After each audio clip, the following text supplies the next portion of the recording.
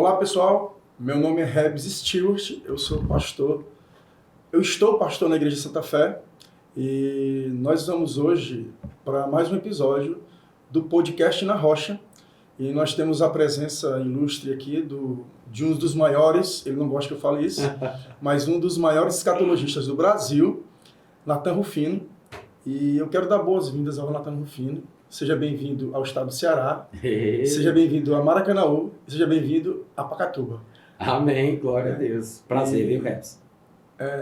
Eu queria deixar aqui você foi à nossa igreja, passou alguns dias lá ministrando, foram 2 dias abençoados, de muito ensino, de muito avanço na palavra. Quero agradecer antes de tudo e quero deixar você à vontade para se apresentar, apesar de não precisar. Presente aí o seu know-how, o seu currículo. E a sua família, né? Tá. Bom, eu sou daqui, né, da cidade de Fortaleza, a capital do Ceará, e sempre que eu venho para cá é um motivo de alegria. Eu vejo o povo, né, com quem eu cresci, meus amigos, revejo as ruas da cidade, é muito bom. A única coisa ruim é esse lado do calor, né, que é insuportável. Depois que a gente mudou para Campina Grande e foi morar na cidade de Serra, que é a Serra da Borborema, aí você fica mal acostumado, né? Então, quando você volta aqui para Fortaleza, esse sofrimento desse suor exagerado, desse calor, dessa quintura, mas tá tudo certo. E eu tenho 51 anos de idade, né? Aliás, eu estou dentro do 51º ano da minha vida, né? Eu nasci em 9 de janeiro de 1973 e me converti ali por volta de 89, 90, eu nunca lembro direito qual é a data. Mas de lá para frente, depois que eu comecei a estudar a palavra e crescer no conhecimento das escrituras, eu também comecei já a compartilhar, a pregar, e daí para frente eu acabei me mudando para Campina Grande, para morar com um casal de americanos do Alabama. Eu acho que são do Alabama, às vezes eu até fico com dúvida, mas não voltei mais para minha casa, para Fortaleza. De lá eu ainda fui para o Rio, eu acho que eu passei uns 3 anos e meio aproximadamente no Rio. Casei com a Ana, que porventura é carioca, mas com 6 anos de idade ela foi para Natal, cresceu em Natal, e aí a gente voltou para Campina, e em Campina Grande a gente teve o nosso filho, que é o Theo, que ele é o único paraibano de verdade, que nasceu em Campina Grande, e de lá a gente viaja pelos lugares, né, Brasil, o resto do mundo, pregando a palavra e tudo mais. Tenho 7 livros publicados, 2 deles são sobre escatologia, né? Você falou aí sobre eu falar sobre escatologia, né? Algumas pessoas até acham que é a minha especialidade, embora não seja verdade, mas eu tenho 2 livros na área da escatologia, que são O Arrebatamento Antes da Tribulação, que é o mais recente, com 224 páginas, e tem a Bíblia, o Islamismo e o Anticristo, que tem a minha visão, que de uma certa forma, na época que eu escrevi esse livro, que na verdade antes dele ser publicado como livro, ele foi o meu trabalho de conclusão de curso do meu bacharelado em teologia, que pouco tempo antes de concluir o curso, eu tinha mudado a minha perspectiva escatológica, né? Porque eu pensava de uma forma diferente. Eu sou futurista, pré-milenista, pré-tribulacionista, e normalmente pré-tribulacionistas não creem desta forma, mas depois de eu não sei se tu sabe como foi a história, né? Mas depois de 3 dias de pesquisa, sem dormir, no 3º dia eu estava convicto de que o anticristo viria dos descendentes de Ismael e seria praticante da religião islâmica. O que para mim era uma grande surpresa eu estar pensando daquela forma, porque normalmente no meu arraial pré-tribulacionista, inclusive os meus pregadores prediletos, os autores cujos livros eu lia e tudo mais, todos sempre pensaram de uma forma totalmente diferente. Uhum. Normalmente o conceito é de que ele seria um estadista, um político, alguém que viria da Europa, porque a Europa, ela é praticamente a extensão do antigo Império Romano do Ocidente, e havia uma vinculação doutrinária de que o anticristo viria do antigo Império Romano revivido e por aí vai.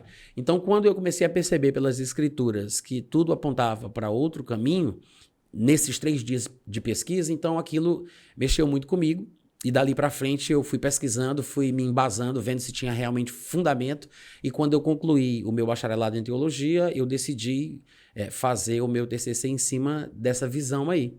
Depois eu juntei esse material, fiz um trabalho de copydesk no texto, né, e transformei ele em livro, que é esse livro, a Bíblia, o Islamismo e o Anticristo. São os meus únicos 2 livros de escatologia. Mas é isso, tenho esses aí e estou escrevendo uma agora sobre Romanos capítulo 9. Excelente. Antes de a gente entrar na questão da escatologia, né, que eu acho acho que é uma coisa que você trata muito bem. Como foi esse teu encontro, né, com o Evangelho? O que aconteceu para você ter esse encontro com o Evangelho, com a Palavra de Deus? Como é que foi isso? Como é que foi essa transição? Rapaz, eu sempre fui muito curioso, desde sempre. Desde que eu me lembro por gente, eu tinha muitas dúvidas sobre a vida, né? Eu queria saber o que aconteceria comigo depois da morte. Então eu tinha medo de voltar a ser aquele mesmo nada que eu era antes de ter nascido. O pessoal falava que existia reencarnação, que você saía do corpo e entrava no outro, que você evoluiria, aquela coisa toda, mas eu não lembrava da vida passada. Então eu pensava, se eu entrar no outro corpo e tiver outra vida e não lembrar dessa, não valeu a pena. Então não tem sentido isso, eu tenho que descobrir a verdade antes que eu morra. Porque talvez, depois que eu morrer, vai ser tarde demais para tentar, né, descobrir qual era o caminho correto. Então isso me deixava muito angustiado. Isso com os meus 11, 12 anos de idade, eu já ficava me perguntando sobre a vida, sobre Deus, sobre a morte, essas coisas. E durante um processo, através de amizades, influências, eu acabei entrando nas drogas, né? E das drogas vieram as músicas de Raul Seixas, amigos me mostraram, me apresentaram o Raul, e o Raul ele sempre foi um cantor diferenciado, né? E ele, embora não tenha sido um religioso nos termos convencionais, porque a gente tem uma ideia de pessoas religiosas diferente, né? A gente tem aquela convicção, aquela ideia de que tem que ter um padrão, um molde. Formada, né? Mas, na verdade, Raul ele era religioso do jeito dele. E quando alguém perguntava para ele sobre a crença do Raul, a filosofia o que é que ele cria, né? Ele brincava dizendo que ele era Raul Seixista, porque ele misturava, ele fazia uma espécie de sincretismo de filosofias e pensamentos religiosos do mundo inteiro. Mas a veia mesmo do Raul, no sentido religioso da palavra, era baseada no pensamento hinduísta, no hinduísmo, né? Inclusive, ele cita trechos do livro Bhagavad Gita, que é um livro sagrado dos hindus, que fazia parte de um texto chamado Mahabharata, um nome assim um pouco diferente, mas dentro do Mahabharata estava o Bhagavad Gita. E no Bhagavad Gita tinha uma história que era uma conversa entre Krishna e Arjuna. Krishna seria uma encarnação de uma das 3 pessoas da divindade hindu. No hinduísmo existe uma realidade suprema chamada Brahman, né, que é uma espécie de Deus, o Deus Supremo, o Todo-Poderoso. Abaixo dele vem outro Deus com nome parecido, embora seja um Deus diferente, que é o Brahma.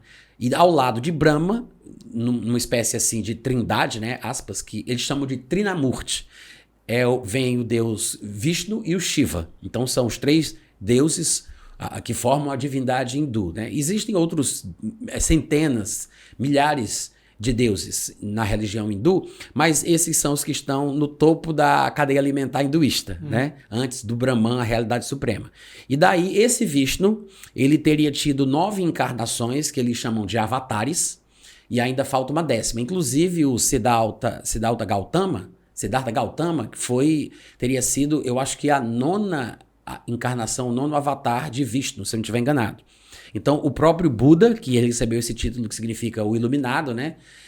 O próprio Buda ele teria sido uma das encarnações de Vishnu. Então, o budismo ele tem uma ligação com a linha hinduísta também.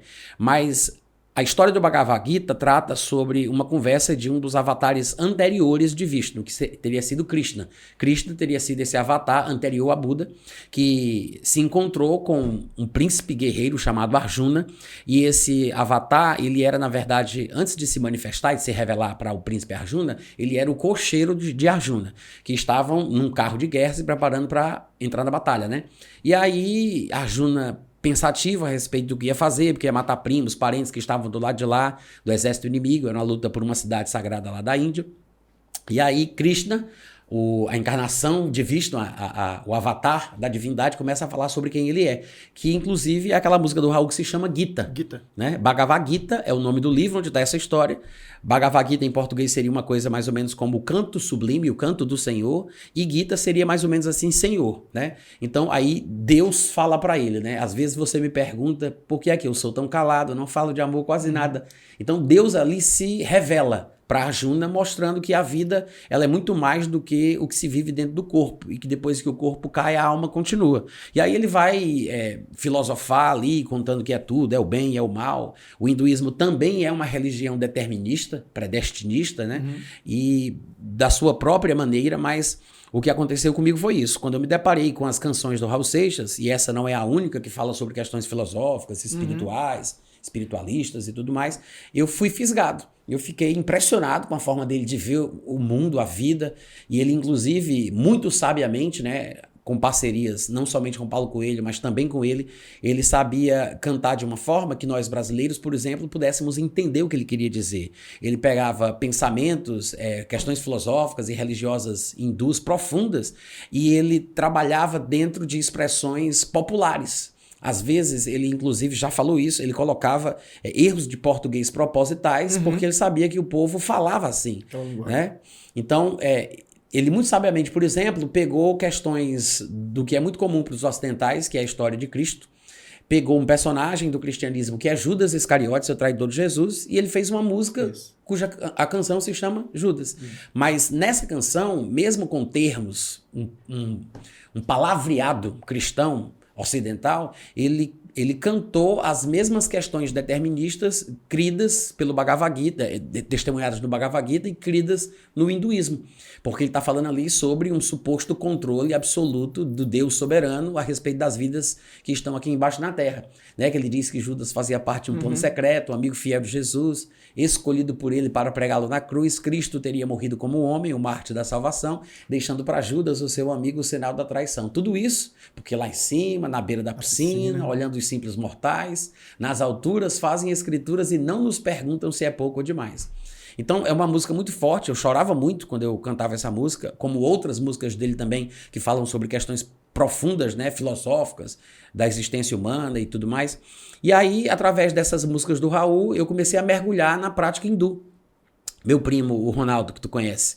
Não conhece? Ah, não, tu não conheceu o Ronaldo ainda não, né? Não, Ronaldo não. Mas tu falou com ele naquele dia por áudio, lembra? Foi, por áudio. Pronto. Aí, meu primo... Pessoalmente, não. Ele encontrou o livro Bhagavad Gita, traduzido para o português, se eu não me engano, por Roviralta Borel, de uma daquelas coleções enciclopédicas, né, que as mães compram para os alunos, para os seus filhos, aquela coisa toda. Ele achou lá na estante da casa dele o livro Bhagavad Gita. Aí a gente já sabia que o Raul tinha um pezinho no hinduísmo, ele tinha lido Bhagavad Gita, fez uma música com o nome Gita, né, e de vez em quando ele falava Hare Krishna, né? Ele tinha essas coisas, a gente não sabia de onde vinha essa influência.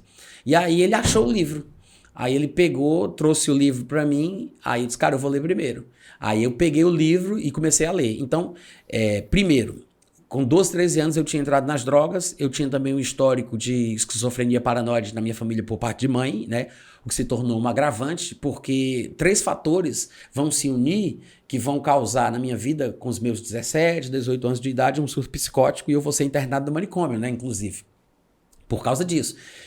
Mas eu sei que todos os fatores são importantes nessa equação, mas o fio condutor de toda a coisa era a minha inquietação, a minha busca, essa sede, esse vazio, né? Sempre querendo encontrar, até mesmo, a gente às vezes não tem consciência disso, mas até mesmo a busca dos jovens e adolescentes nas amizades, nos relacionamentos, nas drogas e tudo mais, né? Nas festas, é querendo preencher esse vazio, é uma lacuna que somente Deus vai suprir, né? Mas a minha busca por Deus era muito forte, desde muito novo, tanto é que quando eu conto aqui a história para ti, falando do meu envolvimento com Raul, da minha busca no hinduísmo, de eu ter começado a praticar Bhakti Yoga, Raja Yoga e Mantra Yoga para tentar... chegou a praticar tudo isso? Dentro de casa. O Ronaldo, ele chegou a fazer parte de um grupo de gnose, chamado Rosa Cruz, e eu fazia dentro de casa, lendo Bhagavad Gita, meditando, e de vez em quando cantando a música do Raul, né? Era uma espécie de prática religiosa na minha cabeça. Eu achava que aquele era o caminho da iluminação real e verdadeira. Eu tive umas experiências, inclusive, durante esse período, que me faziam pensar que eu estava conseguindo alcançar o meu alvo. Porque eu comecei a ouvir vozes de seres espirituais elevados, que falavam comigo. Teve um momento desse período, antes de eu ser internado no manicômio, que eu vi com os olhos fechados. Com os olhos fechados eu olhava e enxergava as coisas. Tem um processo assim... Então tu chegou a ter essas experiências mais todas elas, transcendentais, né? A gente poderia chamar assim, né? Que ao mesmo tempo também, numa linguagem mais evangélica, são experiências com demônios. Inclusive, Jesus, quando vai fazer aquela lista, se eu não me engano, em Marcos capítulo 7, ele fala sobre alguns dos males que a humanidade enfrenta, né? Ele cita uma lista enorme: prostituição, adultério, roubo, furto, não sei o quê, né? Não tem uma lista? Aí ele diz, no final da lista, a última palavra que ele diz é, inclusive, a loucura. Ele diz, todas estas coisas vêm de dentro do coração do homem. A loucura está lá no final da lista. E eu nunca tinha percebido, né? Até que, relendo esse trecho, eu percebi. Porque ele demonstra que é uma questão espiritual humana. O coração do homem ali, né, o coração humano, é usado como figura de linguagem para representar o âmago do nosso ser, né? E somos seres espirituais, com uma alma e um corpo. Mas a essência humana é o espírito. Então ele está falando sobre questões espirituais, né? Então a loucura, ela tem esse aspecto espiritual maligno. E eu acho que, inclusive, patologias, né, e doenças, enfermidades, elas são tratadas pela Bíblia como questões puramente espirituais e às vezes a gente se esquece disso. Hoje em dia o nosso cristianismo está numa tendência mais cerebral, o que acaba sendo ruim. Não que a gente não possa desenvolver a nossa inteligência, a nossa intelectualidade e tudo mais, mas eu acho que às vezes a gente despreza a forma que o evangelho se revela nas páginas da Bíblia. Porque algumas doenças que hoje em dia têm nomes chiques, né, e pomposos, naquela época Jesus chamava de espírito surdo, espírito mudo, espírito cego, espírito louco, ele chamava assim, né? Aquele espírito de enfermidade, por exemplo, que estava naquela mulher encurvada, nós chamaríamos de artrite, né? Nervos auditivos atrofiados, Jesus chamava espírito surdo. E por aí vai.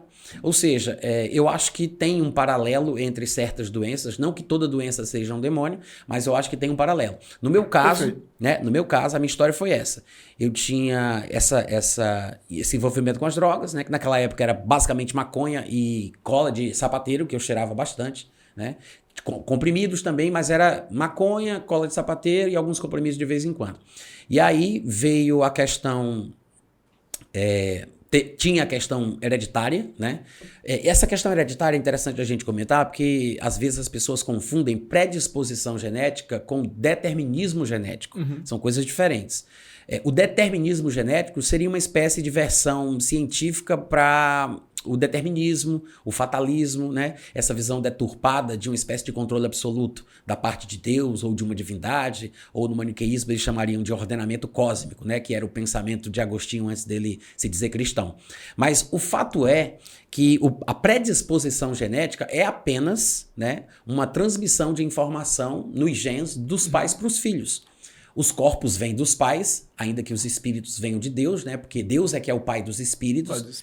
Está lá em Hebreus 12:9. O que quer dizer que o espírito ele vem de Deus, ainda que os corpos venham dos pais. Deus quis que toda nova criança que nascesse, ela tivesse uma junção entre o que há no céu e o que há na terra, né? Então Deus é o pai do espírito e os homens são os pais dos corpos.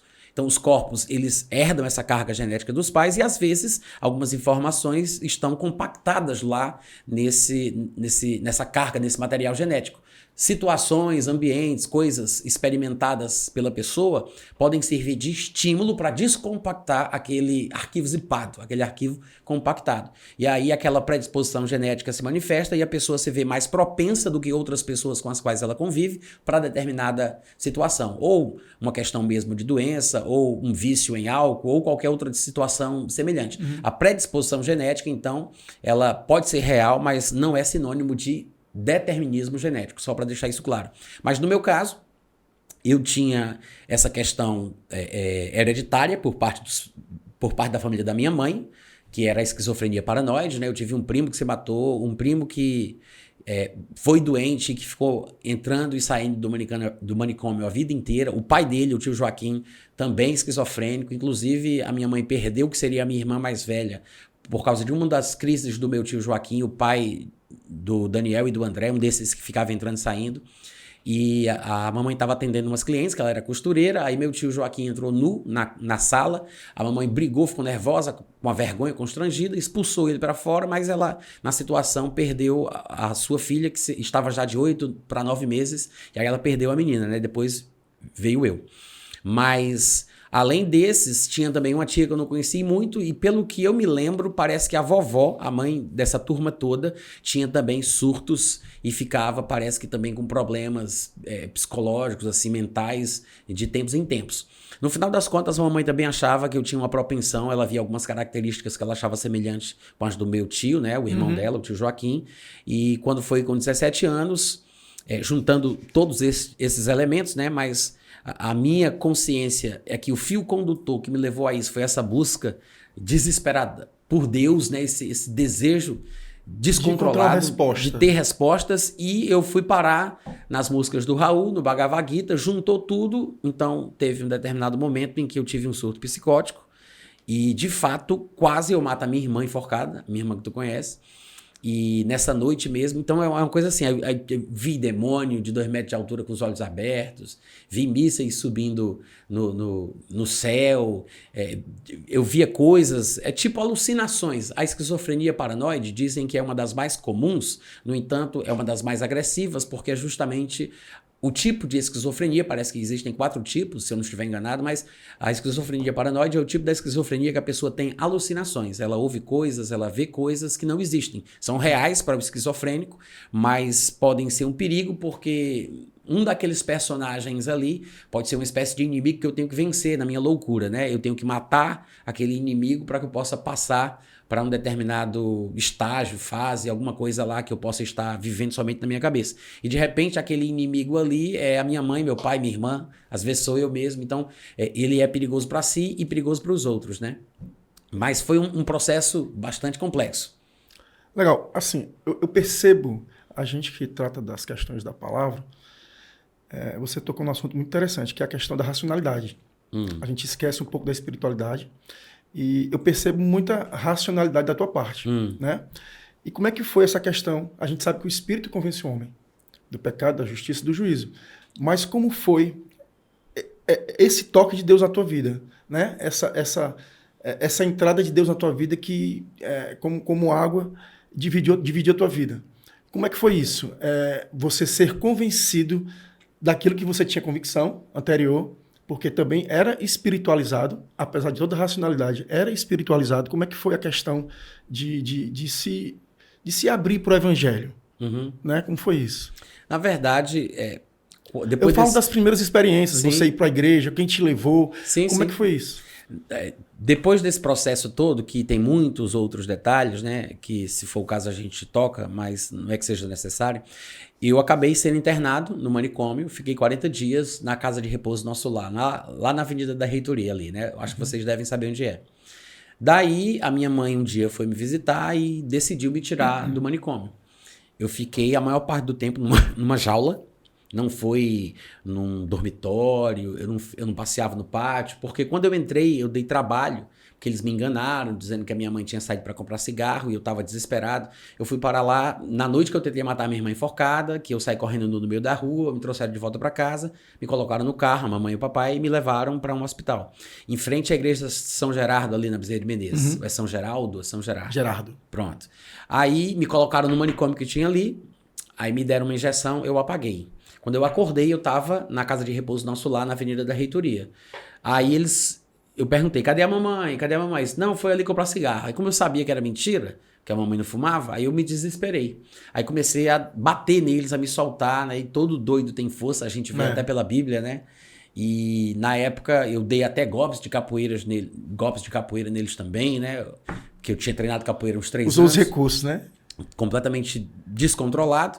E aí vieram mais 3 ou 4, me amarraram com camisa de força e me seguraram. E em vez de me soltarem no pátio com os outros doidos, me colocaram num lugar especial para os doidos mais perigosos. Só porque eu tinha dado aquele trabalho, que era uma jaula mesmo, uma cela com uma cama de cimento sem colchão, com argolas de aço chumbadas nessa cama. Me deitaram no chão e me amarraram as mãos, os pés, né, abertos assim, e me cuspiram, pisaram no meu pescoço, me chutaram, e um tratamento médico que a gente não entende, né? Mas quando eu contei essa história uma época, num seminário que eu estava ministrando em Campinas, no interior de São Paulo, aí uma aluna minha chegou para mim e disse assim, Nathan, não diga isso não, porque vai denegrir a imagem dos profissionais de saúde, isso não pega muito bem, hoje em dia as coisas não são mais assim, tudo mudou. Aí eu disse pra ela, olha, se eu tivesse tido a sorte de ter ficado doida agora, né, então teria sido maravilhoso. Mas o negócio é que eu fui doido foi naquela época, né, que o tratamento era bem assim, dessa forma. Tem até um filme do Rodrigo Santoro, Santoro, O Bicho de Sete Cabeças, que retrata de forma assim, muito parecida aquilo que eu vivi, né, quando o pessoal me pergunta, como era isso? Assiste esse filme. Que eu acho que serve de exemplificação. Quando minha mãe me trouxe do manicômio para casa, a turma com quem eu andava tinha toda se convertido.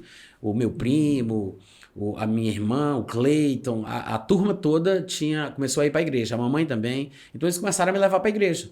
Só que não entrava na minha cabeça, não fazia sentido.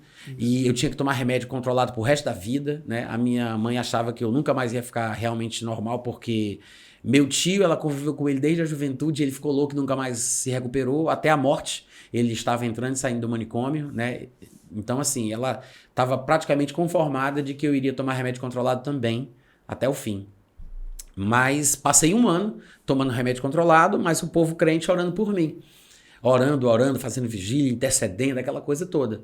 E aí eu tive a sorte, Deus, né, claro, mas Deus é a nossa sorte, como diz o salmista. Eu tive a sorte de um rapaz ter ouvido falar da minha história. A gente tinha estudado juntos no colégio Júlia Jorge. Vocês lembram do Júlia Jorge? Júlia Jorge. A gente tinha estudado juntos Antigo. lá. Não existe mais, eu acho. Pois é, parece que não. Aí o nome dele era Josberto. Ele ouviu falar de mim. Na época que ele estudava no Júlia Jorge, eu também, eu tinha um cabelão grande, né? Brincos, eu era ainda fumador de maconha naquela época, e ele me conhecia de vista, né? Ele via como eu era. Quando ele soube que aquele rapaz tinha se convertido, e ele era o vice-presidente da igreja Vale de Bênção, lá em Fortaleza, né?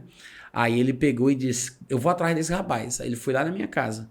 Aí eu não conhecia, né? Ele não me conhecia, só de ver, de ouvir falar. Aí ele se apresentou e disse que queria ouvir a minha história de conversão. Aí nessa noite a gente ficou até de manhã fazendo vigília e ele pregando a palavra. E foi a primeira vez que eu ouvi uma palavra assim que fazia sentido. Muito profunda e bem embasada no Novo Testamento. E aí ele me levou na casa dele, aí me mostrou uma biblioteca de livros que ele tinha, né? E ele disse, eu vou te emprestar um livro, você vai ler, depois você vai voltar, vou te dar outro, e você vai ficar vindo aqui, você vai ficar lendo esses livros. Eu, tá bom. Aí ele me deu um livro fininho de grampo com o nome O Homem em Três Dimensões, o livro, né? De Kenneth Hagin. Aí eu peguei aquele livro, aí fui ler, rapaz, fez toda a diferença. Pronto. Dali pra frente, os livros de Kenneth Hagin, de T.L. Osborne, mudaram a minha vida.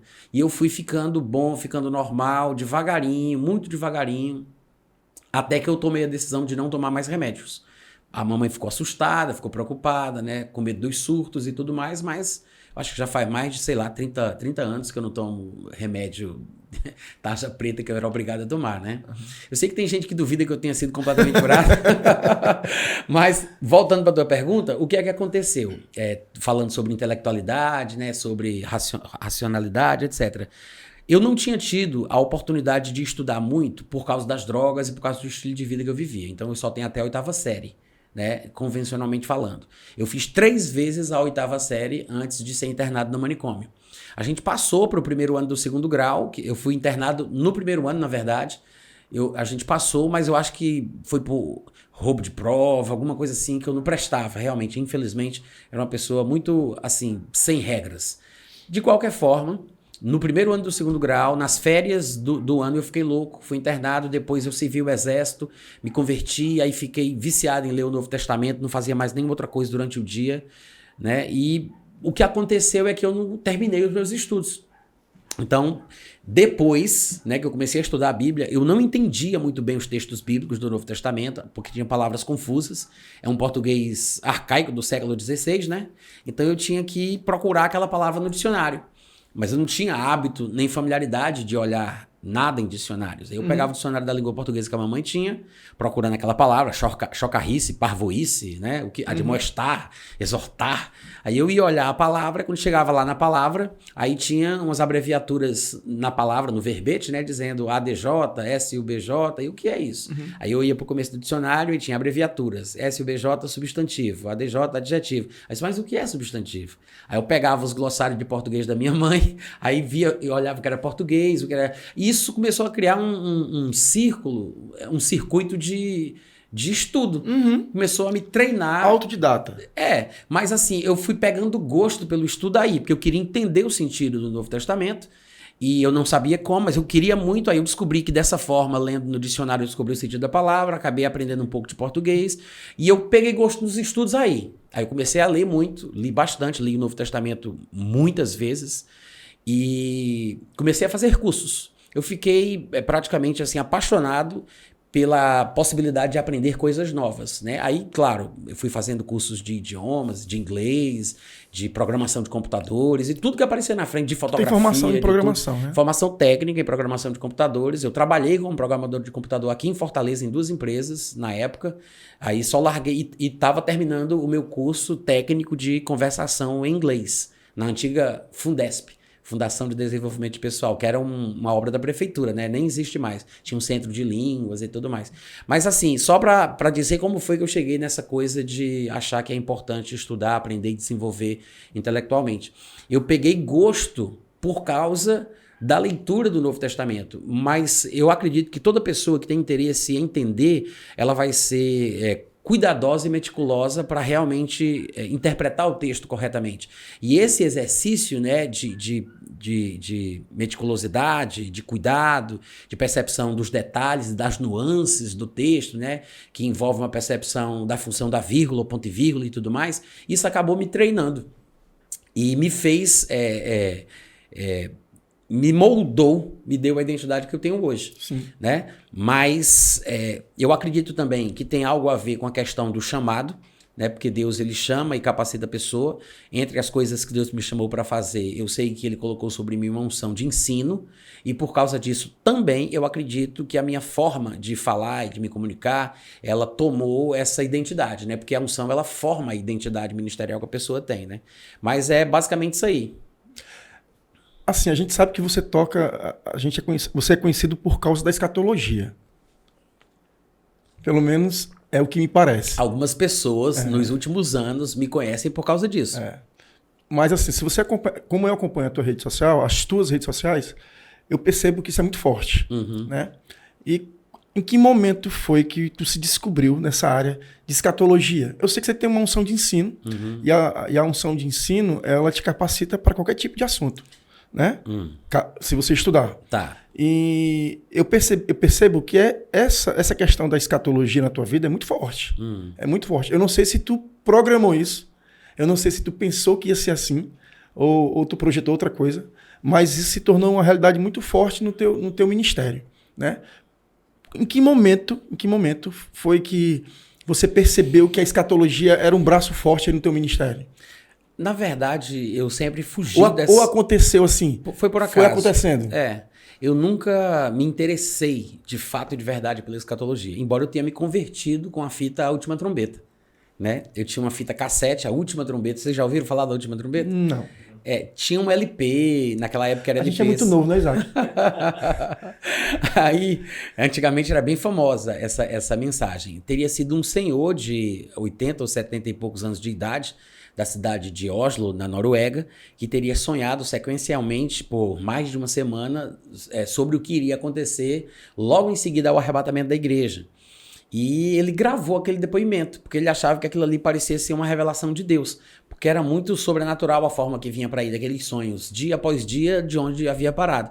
E aí ele registrou, no final das contas, alguém teve a ideia de registrar aquilo em áudio, gravou em estúdio, com toda a sonoplastia, aquela coisa, e isso corre o mundo. Hoje em dia você encontra, se colocar no Google, você encontra no YouTube, em todo canto, você vai ver o material, A Última Trombeta, né? Então, quando eu... ainda não tinha confessado Jesus de verdade, eu já estava frequentando a igreja, conhecendo a turma evangélica e tudo mais, eles pregavam para mim, oravam por mim, eu ia na congregação, mas eu ainda não tinha tomado uma decisão, uma convicção real. O pessoal fazia os apelos, eu levantava a mão, eu devo ter ido mais de 10, 15 vezes na frente receber Jesus, né? Mas não era uma convicção, né? Não era aquela fé que é consequência de ouvir a palavra de Deus. Aí um dia eu nasci de novo, que foi justamente quando eu ouvi a mensagem A Última Trombeta. E me veio forte no coração de que Deus estava se preparando para retirar um povo da terra. É como se houvesse uma espécie de arca de Noé nos ares, no céu, sei lá onde, esperando o povo que iria entrar nela para ser retirado do mundo. Foi a impressão, a sensação que eu tive naquela época. Eu não conhecia nada de Bíblia. Eu não sei por que me veio esse negócio da arca de Noé naquela época, né? Mas o fato é que eu me converti naquela noite. Eu fui na casa de um colega nosso e na oração eu confessei Jesus e realmente nasci de novo. Eu me converti por causa de uma mensagem escatológica, basicamente, né? A mensagem do arrebatamento que o LP, a fita cassete, a última trombeta, propagava. Mas eu nunca mergulhei no assunto. Já cheguei a pregar em alguns lugares. Uma vez na vida, eu acho, eu preguei sobre escatologia em Lucas capítulo 21, isso há muitos e muitos anos atrás. Porém, no ano de 2013, eu acho, eu comecei a me dedicar profundamente ao assunto. E passei, eu não sei se era para ti que eu estava contando, era para outra pessoa, eu passei 3 dias... Sim, falou agora, pô. Foi? Passei 3 dias ininterruptos estudando, de manhã, de tarde e de noite, sem parar, né? Eu tenho uma certa facilidade, depois que eu me converti, como eu estava te contando aqui, né? Eu comecei a ler muito o Novo Testamento, fiquei muito viciado em ler demais. E eu criei o mau hábito, eu acho que eu posso dizer assim, de passar noites e noites lendo sem dormir. Hoje, assim, facilmente eu fico 2, 3 dias acordado, sem dormir. Não é bom, eu sei, eu só estou te contando um fato, mas isso aconteceu depois que eu me converti e eu criei esse hábito desesperado de leitura, né? Mas o que foi que aconteceu? Passei 3 dias assim, quando eu me deparei com a religião islâmica. Eu ainda não tinha conhecimento do que era o islamismo até então, e comecei a pesquisar sobre isso e fui mergulhando, fui entrando. Quando eu percebi, já tínhamos passado 3 dias que eu estava naquele negócio, e de tudo o que eu vi, que são muitos detalhes e muitas coisas, né? Tem muita nuance, né? E muita coisinha, inclusive assim, impressionantemente profético, previsto pela Bíblia até. E aí, quando eu me deparei com aquela sensação, aquela coisa assim, consistente no meu coração, de que tinha uma ligação com aquilo ali e o que a Bíblia falava sobre a futura vinda do anticristo, aí eu falei para Ana, né, a minha esposa, eu disse para ela, olha, me veio o sentimento de que o anticristo ele vai vir do islamismo. E assim, eu nunca tinha ouvido nada sobre isso, né? A minha linha de pensamento, eu fazia parte de uma congregação e as pessoas com quem eu convivia, todas elas sempre foram pré-tribulacionistas e normalmente os pré-tribulacionistas com os quais eu me envolvia sempre pensavam que o anticristo viria da Europa, porque o antigo Império Romano do Ocidente foi invadido por muito forte isso, bárbaros germânicos e se transformou no que a gente conhece hoje como Europa, né?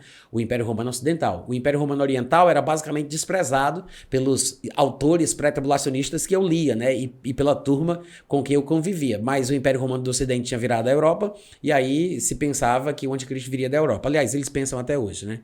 Meus pregadores prediletos até hoje defendem esse pensamento. Mas eu fui surpreendido, eu fui realmente pego de surpresa com essa noção diferente que era... Eu nunca tinha visto pregação em lugar nenhum, nem lido livro nenhum, nem sabia de que houvesse essa possibilidade, porque até então eu não sabia nem sequer o que era realmente a religião islâmica.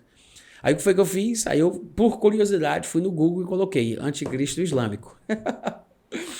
Já havia, né? Centenas, dezenas ou centenas de pessoas falando sobre essa possibilidade. E eu disse, puxa, então eu não sou o único que está pensando assim. Eu não fui o primeiro a pensar essa maluquice. Aí muita bobeira, muita besteira, como tudo no mundo, né? Tem muita especulação, muito sensacionalismo, muita viagem, né? E aí eu vi que não tinha muita coisa que realmente merecesse atenção. Até que eu encontrei pelo menos 2 homens que eu ainda cheguei a assistir alguns materiais e que eu gostei. Um deles era um pregador muito fervoroso, né? Que falava umas coisas bem fortes assim. E que tinha sido um terrorista, segundo ele conta no testemunho dele, e que tinha se convertido ao cristianismo, cujo nome era Walid Shoebat. E o outro era um estudioso, um pós-tribulacionista chamado Joe Richardson, que o nome dele verdadeiro não é esse, mas ele usa esse pseudônimo porque ele fala muito sobre o Islã e ele tem sido perseguido por eles constantemente. Então, para tentar ter um pouco mais de proteção e privacidade, ele usa um pseudônimo, né? E aí eu encontrei o Joe Richardson e sabia que ele tinha... Eu encontrei na internet, vi na Amazon, que ele tinha escrito alguns livros sobre esse assunto. E eu tive a sorte de ler o Mideast Beast, A Besta do Oriente Médio, né? Que era o livro dele, que na época não existia em português. Hoje parece que já tem em português. Infelizmente, parece que a editora que o publicou em português não está mais imprimindo esse livro. Parece que eles estão apenas voltados a publicar em livro digital, se eu não estiver enganado. Embora o que eu tenha lido tenha sido digital também, foi a versão em inglês, que ainda não existia esse livro em português. Mas eu ainda prefiro o livro de papel, né? No final das contas, eu li o livro todo de capa a capa, mesmo ele sendo pós-tribulacionista. Eu acho que ele foi muito feliz na pesquisa e no estudo que ele fez. Ele tem mais de um livro falando sobre essa visão escatológica que ele tem. Eu acho que um dos melhores, se não for o melhor livro dele nesse assunto, é esse que eu estou falando. Toda vez que o pessoal me pergunta, eu sempre falo, né, que ele é pós-tribulacionista, a gente diverge completamente nessa questão, mas eu tenho muito respeito pela visão dele, a perspectiva dele em relação às questões do anticristo. Mas quando alguém me pergunta que livro dele eles deveriam ler, querem indicação, eu digo apenas esse, The Middle Beast, né, o livro A Besta do Oriente Médio. Embora seja interessante observar os pontos de vista dele a respeito das outras coisas, mas eu acho que esse livro ele é muito bom. E aí foi quando eu vi que os argumentos dele eram argumentos bíblicos, muito bem fundamentados. Eu não concordo com 100% de tudo que ele fala, mas eu acho que ele fez um trabalho excelente. E quando eu fui escrever o meu trabalho de conclusão de curso, no meu bacharelado de teologia, inclusive eu faço menção a ele, porque eu fiz contato com ele, a gente chegou a trocar e-mails, depois conversamos no WhatsApp, no Telegram, e ele é um cara super gente boa, muito atencioso. E teve uma época que ele fez um debate com o Thomas Ice, que é tipo o papa do pré-tribulacionismo, né? É um norte-americano que tem inclusive um site muito bom, que é o pré-trib.org, onde eles fazem conferências anuais e o creme de la creme dos pré-tribulacionistas estão todos lá. E ele fez um debate com o Thomas Ice somente sobre o anticristo, e eu acho, no meu ponto de vista, que ele foi muito bem. Thomas Ice, ele pegou pesado contra... O Thomas Ice já é um senhor de idade, talvez com idade de ser avô do Joe Richardson, mas ele atacou o Joe Richardson de forma muito forte, quase até acusando de heresia e blasfêmia, coisas assim bem pesadas. Eu acho que ele ficou um pouquinho tenso, o Thomas Ice, um pouquinho nervoso, não sei, mas o Joe Richardson se saiu muito bem, foi muito educado. E embora o Thomas Ice seja pré-tribulacionista, né, e esteja no meu campo de crença em relação ao arrebatamento, eu admirei muito a postura do Joe Richardson, em primeiro lugar, e em segundo lugar, eu acho que ele saiu melhor nas explicações porque ele foi mais bíblico, muito bem mais fundamentado. Então, a partir de então, aí quando eu escrevi o meu livro, né, eu fiz esse agradecimento. Quando eu fiz esse meu livro, eu fiz esse agradecimento a ele, inclusive, eu acho que eu devo ter o contato dele até hoje.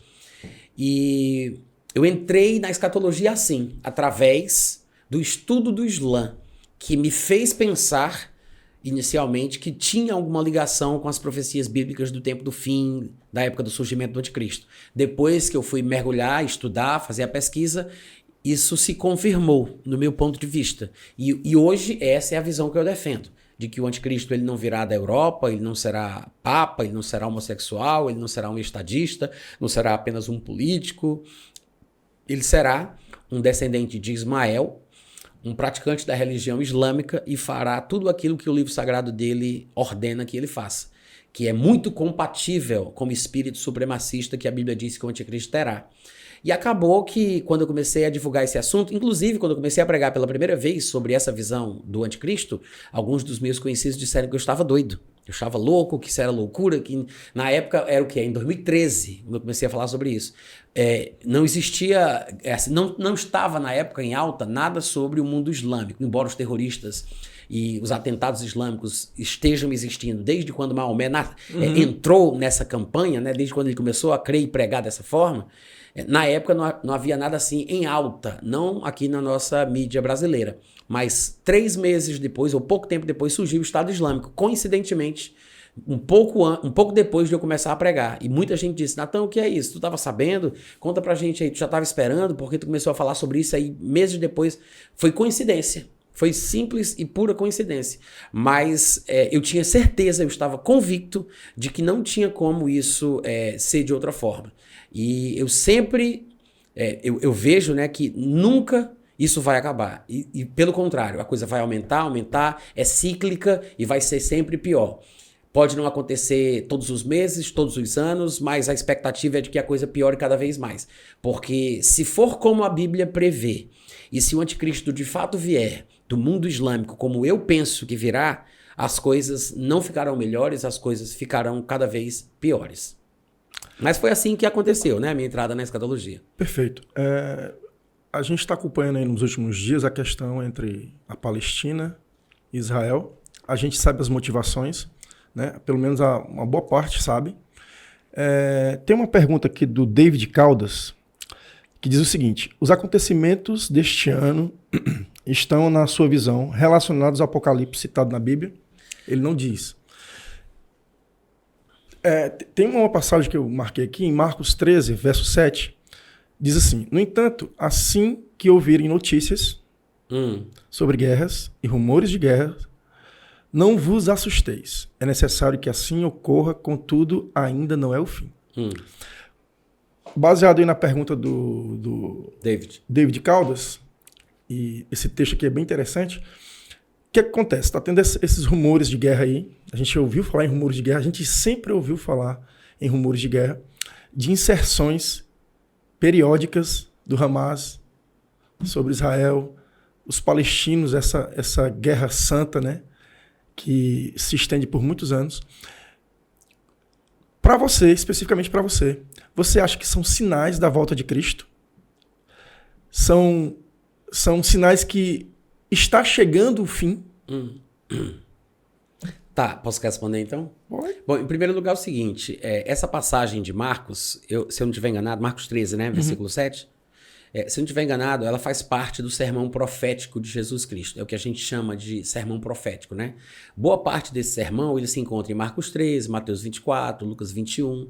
São aqueles textos onde Jesus descreve com detalhes o período tribulacional e algumas coisas associadas a ele, como inclusive a volta de Cristo de forma visível no final ou depois da tribulação. Então, quando ele fala de algumas dessas coisas aí, ele não está falando sobre a vida que nós vivemos hoje. Primeira coisa que a gente tem que entender.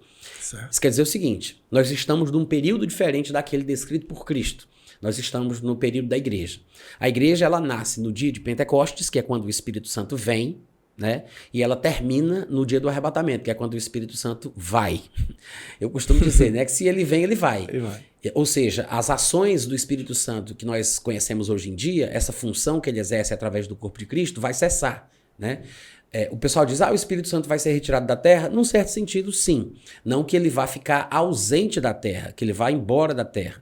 Mas a forma que ele age hoje não vai estar mais presente. Hoje ele é residente, porque ele habita a igreja, o corpo de Cristo. Depois que ele se retirar juntamente com o corpo de Cristo, ele não vai ser mais residente, mas vai estar presente.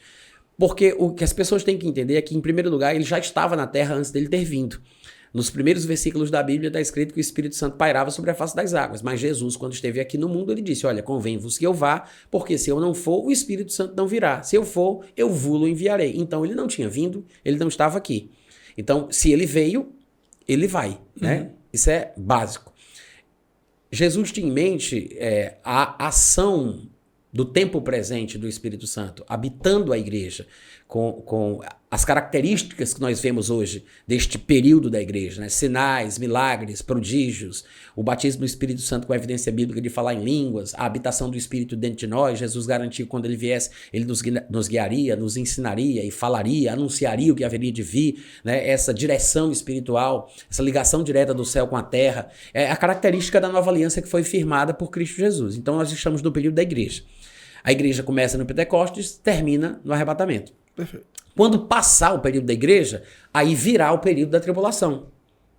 Virá o período da tribulação. A tribulação foi descrita nesse sermão, cujo versículo você leu. Ou seja, Jesus não estava falando das guerras e dos rumores de guerras do tempo antes da tribulação, do período da igreja. Porque se a gente for pensar nesse sentido, as guerras começaram desde muito tempo atrás. Um dos primeiros episódios de confronto, de combate, de atrito foi quando Caim matou Abel. E dali os seres humanos têm brigado sem parar, constantemente. Guerra em cima de guerra, nação em cima de nação, um tentando conquistar o outro, um matando o outro, e não tem fim. Mas as guerras mencionadas por Jesus no sermão profético são guerras específicas de um período específico. Inclusive aquele fim que ele diz, então virá o fim, o evangelho do reino será pregado para testemunho a todas as nações e então virá o fim. Ele não está falando da pregação do evangelho que a gente faz hoje.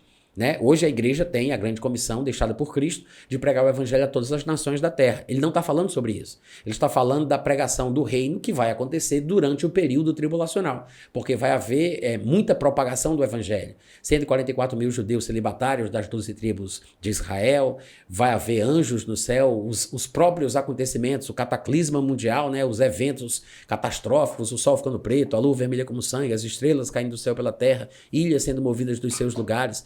2 profetas do calibre de Moisés e Elias que vão estar no mundo anunciando que Jesus é o Cristo. Então, muita gente vai se converter. O próprio livro de Apocalipse testemunha isso. Quando Jesus falou ali no sermão profético sobre o período tribulacional, ele estava falando do que aconteceria durante a tribulação. Então, durante a tribulação vão haver certas guerras, algumas delas, inclusive, serão as campanhas militares do próprio anticristo, né, que vai avançar, estender as mãos para as nações, receberá aliados, conquistará outras. Em um determinado momento da sua carreira, ele vai conseguir, inclusive, entrar na terra de Israel.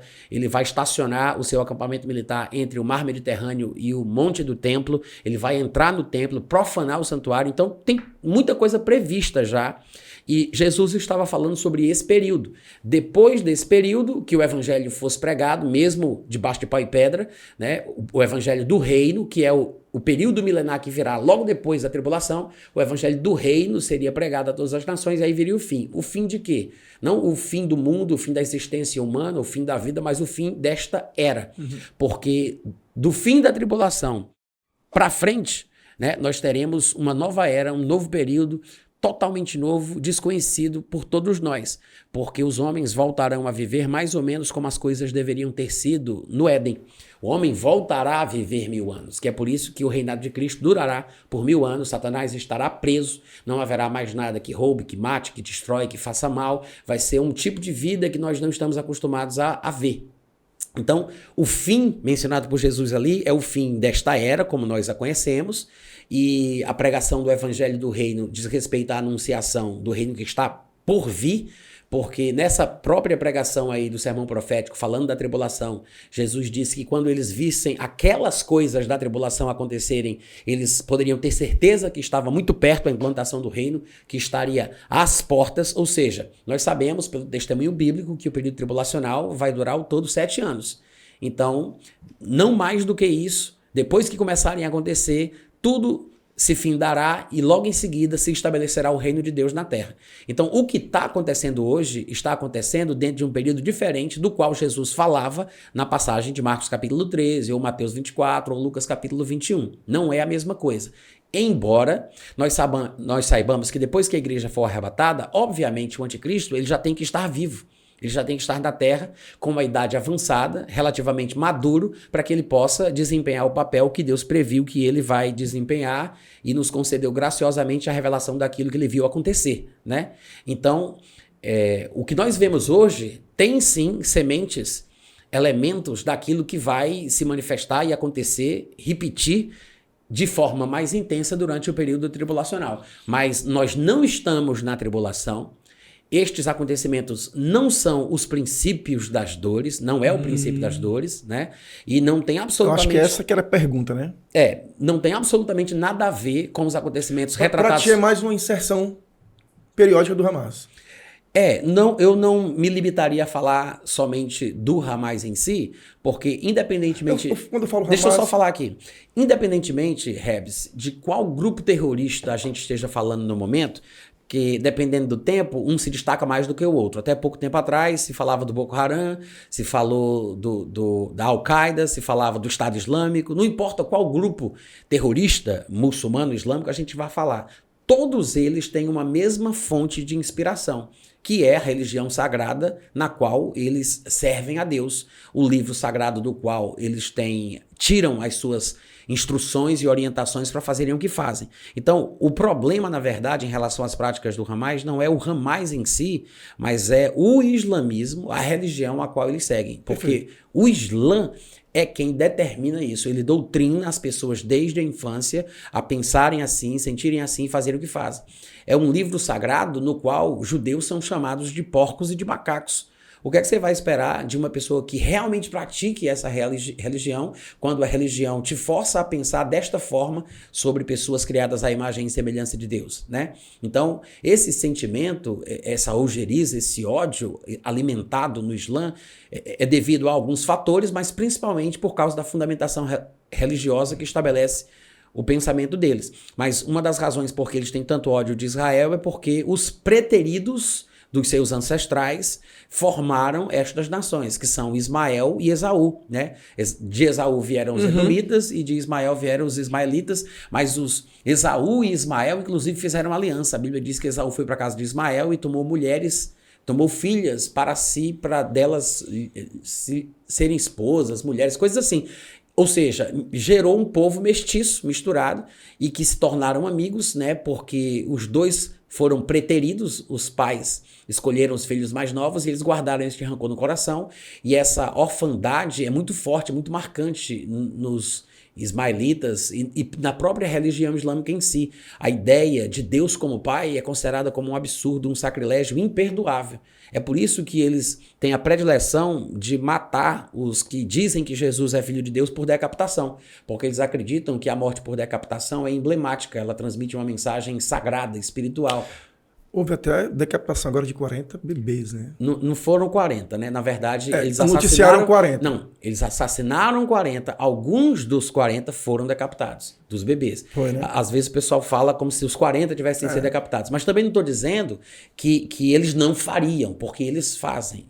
Isso aí, cara, é o mínimo. Eu sei que é muito forte, é muito chocante, mas na época em que eu comecei a estudar profundamente sobre o Islã, eu ousei ver vídeos e vídeos e vídeos, dezenas de vídeos do que eles realmente faziam com pessoas de outras religiões, ou com judeus, com cristãos, com quem eles pegavam. E é simplesmente uma coisa doentia. Você pode ter certeza que estes praticantes do Islã não é o simples fato da pessoa ser islâmica ou muçulmana, porque a grande maioria dos muçulmanos são pessoas de bem, têm uma índole boa, são pessoas da paz, querem fazer o bem aos outros, até porque eles não conhecem direito o Alcorão, não praticam de fato o Islã, nascem dentro de uma cultura, em uma família que praticamente se diz muçulmana, mas que na verdade não entende bem os fundamentos doutrinários da religião, e acabam vivendo mais pela índole boa que elas têm do que pelo que determina Maomé, pelo que determina Alá e tudo mais. Então a grande maioria dos muçulmanos são pessoas boas. O problema é que a minoria barulhenta é que desde sempre, desde a época de Maomé, quem tem determinado o rumo da história islâmica. Então assim, eles são endemoniados, eles são selvagens, animais, nojentos, são demônios encarnados. Você pode até pensar que é uma expressão muito forte, mas é a forma que chega mais perto do que eu sinto quando eu quero descrever a repulsa e o nojo que eu tenho pela selvageria que esses caras praticam. O que o mundo está vendo agora é apenas uma pequena amostragem do que eles vêm fazendo há milênios. Se um estudioso, um pesquisador, for olhar os livros de história nas guerras passadas, nas conquistas passadas, em momentos que o Império Islâmico, nas suas diversas dinastias, foram tomando posse, se locomovendo na Península Arábica e avançando para dentro da Europa e conquistando mais terrenos, mais terras, você vai ver um rastro de sangue e de decapitações. Há livros que eu cheguei a ter a oportunidade de ver, que foram produzidos na Grã-Bretanha, né, no Reino Unido, que a capa do livro, para tu ter uma ideia, são vários crânios, é um monte, uma pilha de cabeças decapitadas de infiéis que não servem à religião de Deus, porque eles são assim, e eles fazem isso. Todos os grupos terroristas islâmicos, não somente o Hamas, eles fazem isso porque está escrito que é para fazer. Se você pegar um intelectual e comentarista islâmico para falar sobre qualquer guerra ou qualquer situação como essa, o que é que eles vão dizer? Eles vão dizer assim, não, esse comportamento é uma visão distorcida do Islã. Isso, né? isso. Até mesmo os comentaristas metidos a intelectuais e conhecedores da coisa do mundo ocidental falam isso, mas eles também demonstram ignorância. Eles dizem, é uma visão distorcida do Islã, porque o Islã significa paz. O Islã... Tudo mentira. Ou o muçulmano que propaga isso, ele está praticando uma coisa que no Islã se chama taqiyya ou kitman, que são termos técnicos que dizem respeito à liberdade que o muçulmano tem de enganar o infiel. Eu posso mentir para você, se eu for muçulmano e você não for muçulmano, eu posso mentir para você para proteger o Islã, para fazer o Islã avançar, para conseguir te derrotar, te causar algum mal sem que você espere. Então eu engano você, eu dissimulo através da taqiyya, do kitman, e aí depois, por baixo dos panos, eu faço uma coisa totalmente diferente daquilo que eu digo. Então, ou este comentarista ele está praticando a taqiyya, né, em jornais, quando ele é convidado para fazer comentários, ou ele realmente é ignorante e não sabe o que realmente o Islã é. Esse é um fato.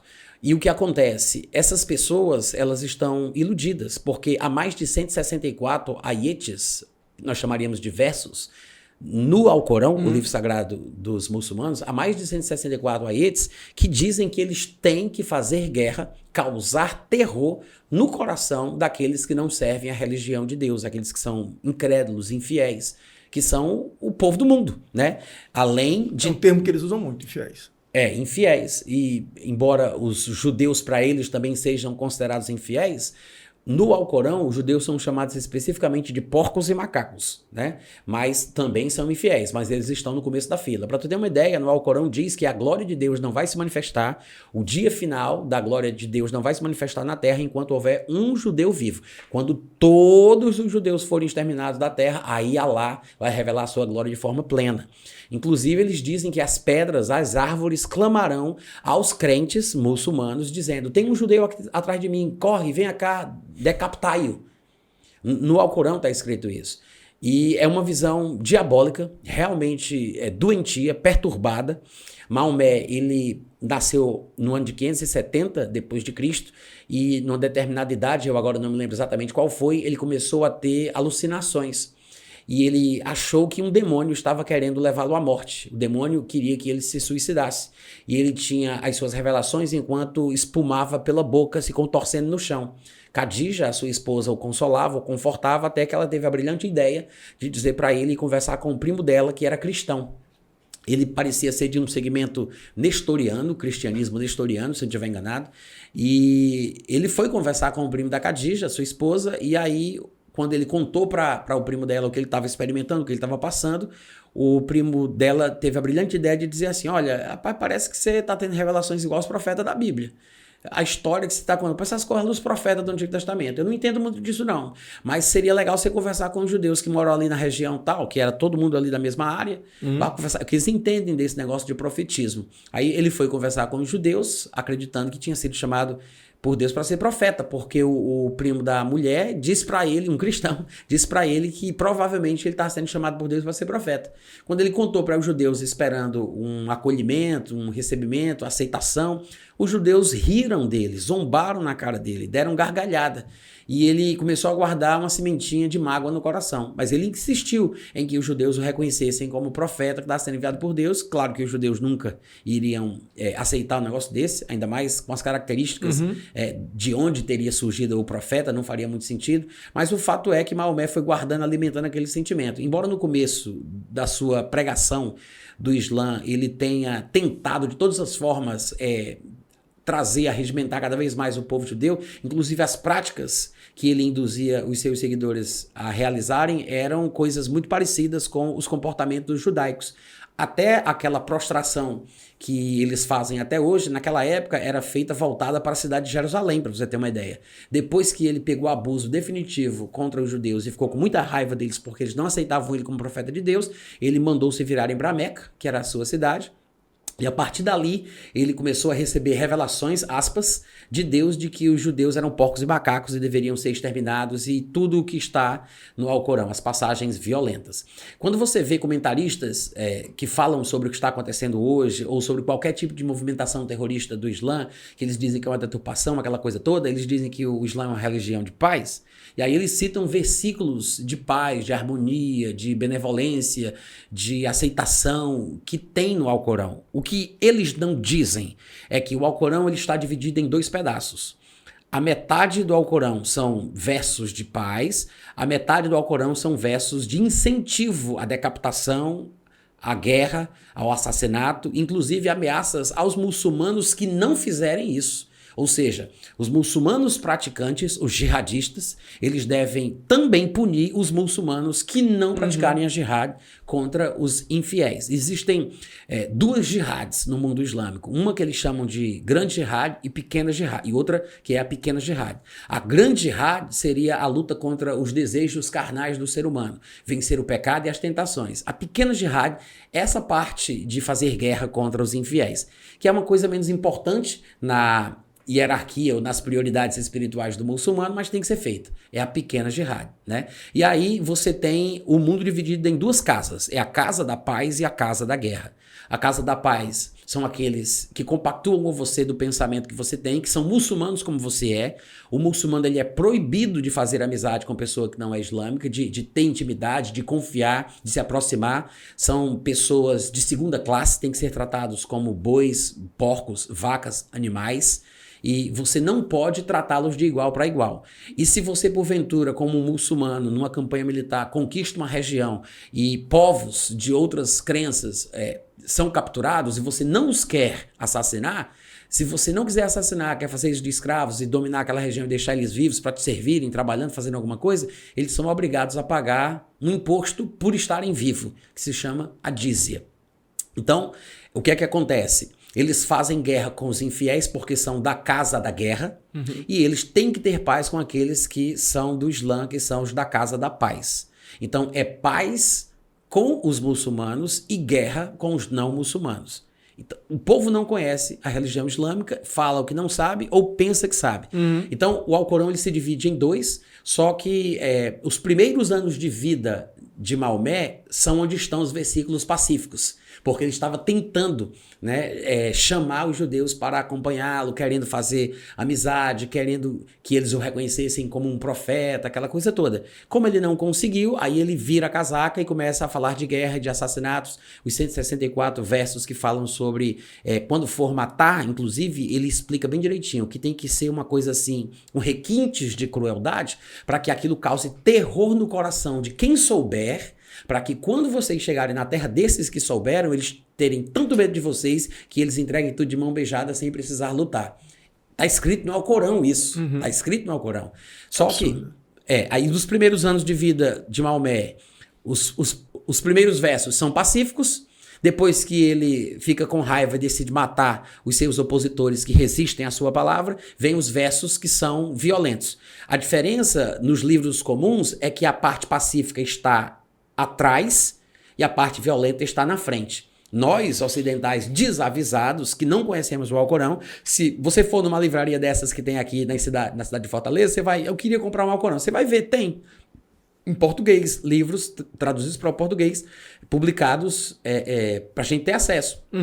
Você pega o Alcorão, aí o que é que você vai ver? Você vai ver os versos que são violentos no começo, e do final do livro tem os versos pacíficos. Pode causar a falsa impressão de que no começo ele falava de guerra porque estava conquistando espaço e depois ele acalmou o coração, se pacificou e aí começou a falar de paz. Mas foi o inverso, né? É exatamente o inverso. Os registros é que estão trocados. A última parte da vida de Maomé está no começo do Alcorão e a primeira parte da vida de Maomé está no final. Então é bom deixar isso aqui registrado, caso alguém tenha interesse de estudar, para saber. Eu vi algumas vezes você comentando justamente sobre esse ódio sobre os judeus, né?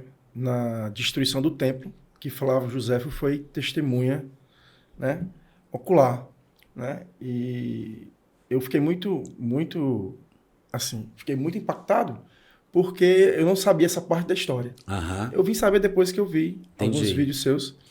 E eu achei muito interessante, porque, segundo Flávio Josefo, pediam para que eles parassem, e eles não pararam. Foi uma decisão, eles terceirizaram a questão da segurança de Israel, né? Sim. Eles aproveitaram aí e fizeram a destruição do templo, né? Quando eles foram invadir, né? Mudando aqui de assunto, Nathan, era só uma... Mas isso é importante. Eu vou só fazer um comentário sobre... Tu levantou a bola aí, né? Foi. Mas esse assunto é muito importante. Em primeiro lugar, naquela época, né? Que foi ali por volta do ano 70 depois de Cristo, quando houve aquela invasão conduzida por Tito, que era o imperador romano, O islamismo ainda não existia. Ele vai surgir com Maomé. Maomé vai nascer ainda no ano 570 depois de Cristo. Mas aquele povo era o povo de onde nasceria Maomé. É o mesmo povo que é descendente dessa mistura entre Ismael e Esaú, são ismaelitas, às vezes são chamados de forma genérica de árabes, inclusive a própria palavra árabe parece que significa mestiço, né? Que é um povo miscigenado, mas era o mesmo povo que sempre foi inimigo de Israel, aqueles mesmos que aparecem na Bíblia. Eles eram inimigos. Inclusive, isso é um registro que está não somente nos textos de Flávio Josefo, como também de um historiador, eu não sei se era romano ou se era grego, Públio Cornélio Tácito.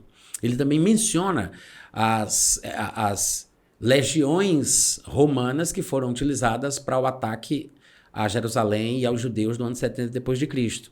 Todas as legiões, que eram formadas por 5.000, 6.000 soldados, eram legiões provincianas, ou seja, não eram soldados da Itália, de Roma, eles não eram romanos.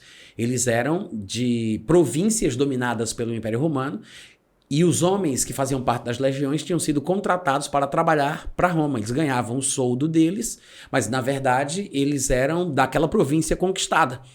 E eles serviam ao Império Romano, seguindo as ordens que Roma ditava, mas, na verdade, eles eram daquela província. Então, as 6 legiões eram dali, da Síria, do que a gente chama de Jordânia, da região da Turquia, do norte da África.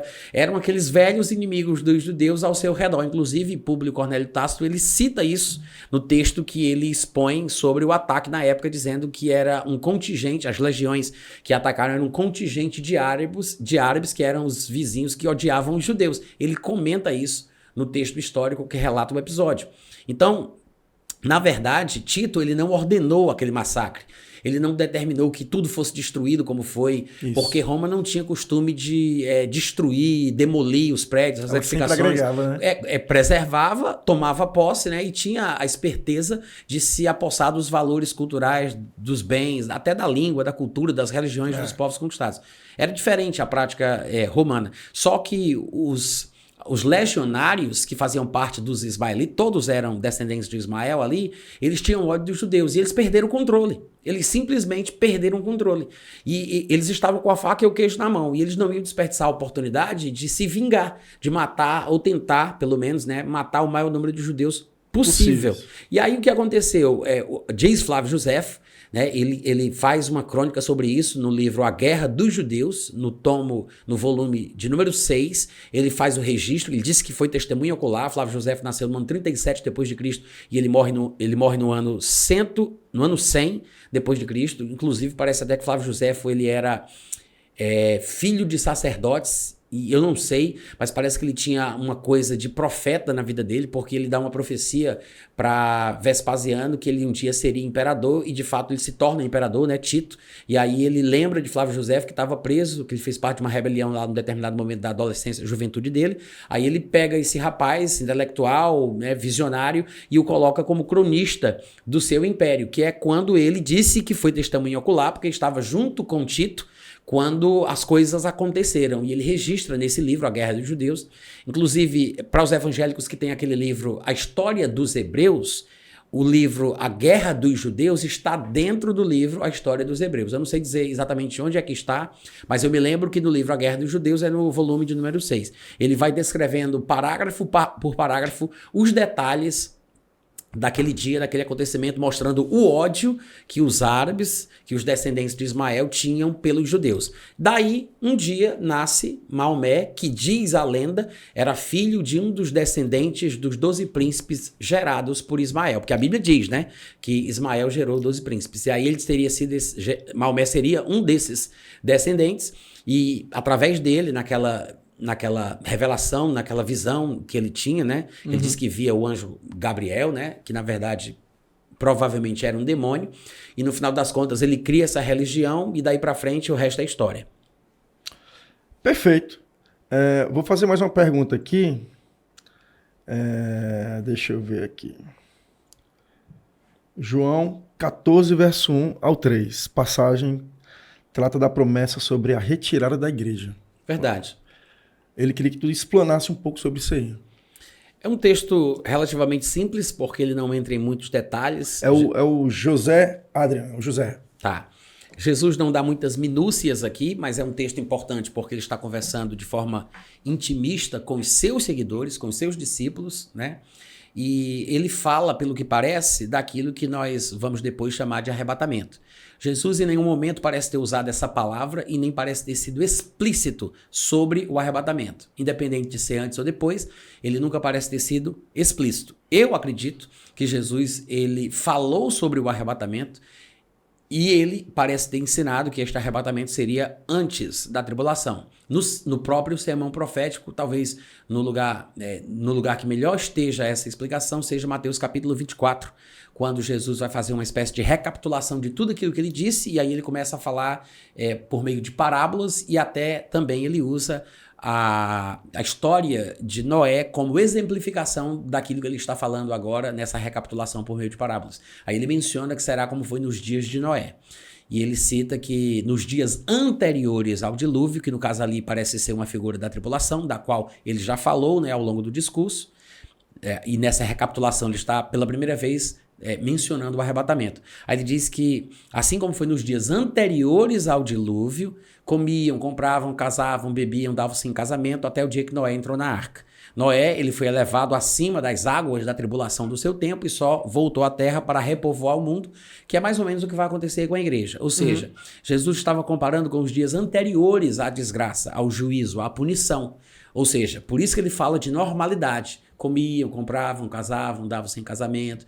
Ele não estava falando do período tribulacional, como inclusive alguns dos meus colegas pré-tribulacionistas pensam, porque as características desta vida social que Jesus apresenta ali não são compatíveis com o que vai acontecer durante o período tribulacional. Vai ser um período de angústia como nunca houve nem haverá. Então Jesus estava falando do que aconteceria antes do início da tribulação, porque ele fala dos dias anteriores ao dilúvio. Então ele está falando ali, no meu ponto de vista, implicitamente, até pela exegese do texto, se a gente for olhar as palavras usadas no discurso, as palavras gregas, né?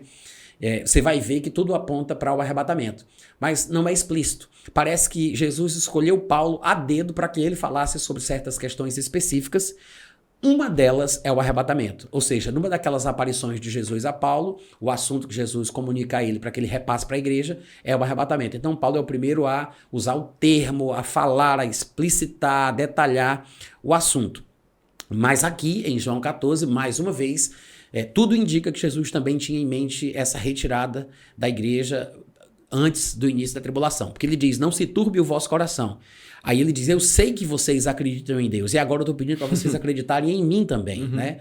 Ele diz, credes em Deus, aí ele diz, crede também em mim. Na casa de meu pai, muito provavelmente uma alusão ao céu, embora alguns pós-tribulacionistas argumentem que não, mas é bem provável que seja isso que Jesus tem em mente quando ele diz, na casa de meu pai há muitas moradas. Se não fosse assim, se não tivesse as moradas que eu sei que tem, eu já teria dito. Aí ele fala, pois eu vou preparar um lugar para vocês. Quando eu for e vos preparar o lugar, aí ele diz, voltarei e vos receberei para mim mesmo, para que onde eu estou estejais vós também. Você observa que ele não faz menção de voltar para ficar, porque quando Jesus vier no final da tribulação, ele não vai voltar para nos receber, para que a gente esteja onde ele está. Inclusive, ele deixa implícito que é na casa do Pai, da qual ele começou falando. Ele está falando aí sobre vir para nos receber, para que a gente provavelmente vá para lá, não para que ele desça e fique aqui. Porque no final da tribulação ele vai de fato vir para descer e colocar os pés na terra, e ele vai ficar por 1000 anos reinando com o cetro de ferro as nações da terra. Mas aqui ele está falando sobre voltar para nos receber, né? Então ele não está falando sobre a volta no final da tribulação para estabelecer o seu reino milenar. O que significa que é mais provável que ele esteja falando sobre o arrebatamento. Inclusive, quando você faz um paralelo entre essa passagem de João capítulo 14 e 1 Tessalonicenses capítulo 4, você observa que tem algumas coisas que são muito semelhantes. Frase por frase, palavra por palavra, você observa a lógica, a mesma ideia sendo desenvolvida, né? Para que nós estejamos com ele. Então, eu acho que essa passagem é uma das que são usadas para se falar do arrebatamento. Não é uma, talvez assim, a mais explícita, né? O texto mais claro. Eu acho que a melhor passagem sobre o arrebatamento pré-tribulacional é 2 Tessalonicenses, mais especialmente ali no capítulo 2, capítulo 1 também, mas o 2 de forma extraordinária, né, impactante, assim, inequívoca, embora haja muita disputa e muitas interpretações, porque um pós-tribulacionista que se preze não vai dar o braço a torcer para qualquer cearense que diga isso, né? Mas eu acho que 2 Tessalonicenses 2 é o melhor texto. Mas também aqui parece falar sobre o arrebatamento pré-tribulacional. Perfeito. Natan, o Natan é pentecostal? Claro. É claro que sim. Deus nunca projetou para a igreja Eu pergunto, Natan, porque tem muita gente que te vê muito racional, né? E isso é importante, deixar claro. Eu acho que é importante para quem te escuta, entendeu? Pronto, pois eu vou ensinar uma coisa aqui que raramente eu ensino. Muito, muito, muito raramente mesmo. Mas há um problema no nosso meio pentecostal que nós não conseguimos entender onde o poder de Deus atua ou como ele se manifesta. Muitas vezes a gente pensa que o poder de Deus está restringido às coisas que nós sentimos no corpo, né? Mas existe um poder que faz com que a gente tenha capacidade para pensar de uma certa forma. Isso é a expressão de Paulo. Vou já mostrar para você. Paulo diz que o Espírito Santo faz com que o ser humano ele tenha uma capacidade especial, sobrenatural, para pensar e para falar de uma forma sobre-humana. Nós temos um vislumbre disso lá em Atos capítulo, acho que é o quê, meu Deus, 8, quando vão apedrejar Estevão e a Bíblia diz que eles não conseguiam resistir ao espírito e à sabedoria pelos quais ele falava. Porque tem uma forma de falar que é concedida pelo poder do Espírito Santo. Quer ver um exemplo? João Batista, ele apareceu batizando batismo de arrependimento, né, para remissão de pecados, e ele disse assim, olha, eu vos batizo com água para arrependimento, mas depois de mim vem um que é mais poderoso do que eu, ao qual não sou digno de desatar as sandálias dos pés. Ele disse, é mais poderoso do que eu. Ou seja, João está dizendo, eu sei que eu sou poderoso, eu tenho poder, mas ele é mais poderoso do que eu. João diz isso, só que aí depois as pessoas vão conhecer Jesus, lá em João capítulo 10, versículo 41, e saem dizendo assim, de fato, João nunca realizou nenhum sinal, mas tudo quanto ele disse é verdade. Ou seja, João era poderoso em quê? Se ele não fazia milagres, se ele não fazia sinais, se ele não curava ninguém. Ele nunca realizou nenhum sinal, está escrito em João capítulo 10, versículo 41. Ele era poderoso em quê? Ora, basta a gente ver a descrição de Jesus, que lá em Lucas capítulo 24, aqueles discípulos do caminho de Emaús disseram que Jesus era um varão poderoso em obras e palavras. Por que ele era poderoso em obras? Porque o Espírito Santo o capacitou para fazer. Mas por que ele era poderoso em palavras? Porque Jesus disse, o Espírito do Senhor está sobre mim porque me ungiu para falar, evangelizar, apregoar. Então, a gente, principalmente os pentecostais, que não conseguem perceber isso, perdem a bênção do poder de Deus para falar. Tem um poder que capacita você a falar de uma determinada forma. Não é inteligência humana, não é com base em recursos cerebrais. Tu acha que se restringe a movimentos, né? Às vezes... Não, o povo não entende que falar da forma que nós podemos falar, ou falar de uma certa forma, é uma capacitação sobre-humana, é um poder do Espírito Santo, que está na Bíblia, que é testemunhado, mas as pessoas desprezam esses versículos, porque para muitos, inclusive pentecostais, poder se restringe a arrepio, a calor, a fogo, né? A coisa que faz tremer. Eles pensam que isso é o poder, coisas físicas que realizam sinais espetaculosos, mas não, tem um poder que é invisível, que trabalha e age no corpo humano, na cabeça do homem, na língua do homem, na boca do homem, que o faz falar de uma forma diferente. A Bíblia, por exemplo, registra que Jesus ele causava esse espanto nos homens a ponto de os seus conterrâneos, dizerem, da onde veio para ele esta sabedoria? Que palavras são essas? De onde veio isso que lhe foi dado? Aí os principais sacerdotes mandaram prender Jesus, os guardas foram lá e voltaram sem o homem. Eles perguntaram, cadê ele? Aí eles disseram, rapaz, nunca ninguém falou como esse homem. Em Lucas 19, 47 está escrito que diariamente Jesus ensinava no templo. Diariamente. E ninguém prendia ele, porque todo o povo, ao ouvi-lo, ficava dominado por ele. Esse domínio do povo, que parece uma espécie de hipnose, né? Que o povo está... Transe, né? Exatamente. É um poder do Espírito Santo para falar, é um poder para falar. E aí, quando você vai ver Paulo falando sobre a sua capacidade argumentativa, sua capacidade de falar, ele diz que faz o que faz, ele fala como fala por causa do poder do Espírito Santo. Ele diz assim, ó, a minha palavra, isso é 1 Coríntios capítulo 2, versículo 4, a minha palavra e a minha pregação, aquela passagem de Estevão é Atos capítulo 6, do 8 ao 10, tá? Eu tinha dito capítulo 8, né? Foi. Mas aí, 1 Coríntios 2, 4, ele diz, a minha palavra e a minha pregação não consistiram em linguagem persuasiva de sabedoria humana, mas a minha palavra, a minha pregação consistiram em demonstração do Espírito e de poder. Ele não está falando de um poder porque tenha feito sinais e maravilhas. Ele está dizendo que a palavra e a pregação foi uma demonstração do poder do Espírito de Deus. Entendeu? Entendi. É uma consequência, é um produto, né? É uma consequência daquilo lá.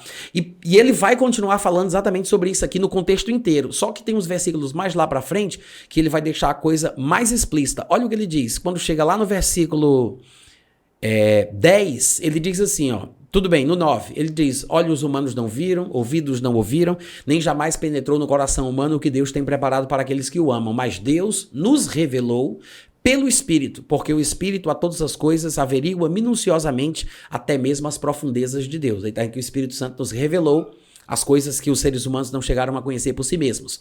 Porque qual dos homens sabe das coisas do homem, senão o seu próprio Espírito que nele está? Assim também as coisas de Deus. Ninguém as conhece, senão o Espírito de Deus. Ora, nós não temos recebido o Espírito do mundo, e sim o Espírito que vem de Deus para que conheçamos o que por Deus nos foi dado gratuitamente.